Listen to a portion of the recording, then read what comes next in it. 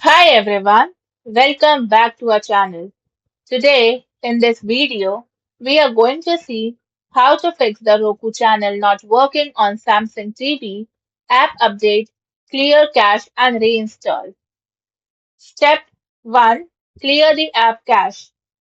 With your Samsung TV turned on, unplug the power cable from the wall outlet or the back of the TV. Then wait for at least 60 seconds. While the TV is unplugged, press and hold the power button on the TV itself for about 10 to 15 seconds to drain any residual power. Then plug the TV back in and turn it on using your remote. Step 2. Delete and reinstall the Roku app.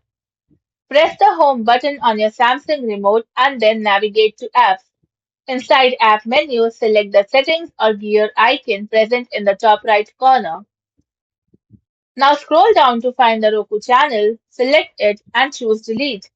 Then go back to the apps menu and use the search bar to search for the Roku channel and click add to home to reinstall it.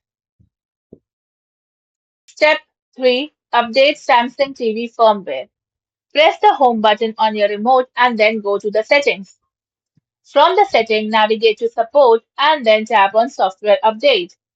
In it, select update now to allow the TV to scan and download any available updates.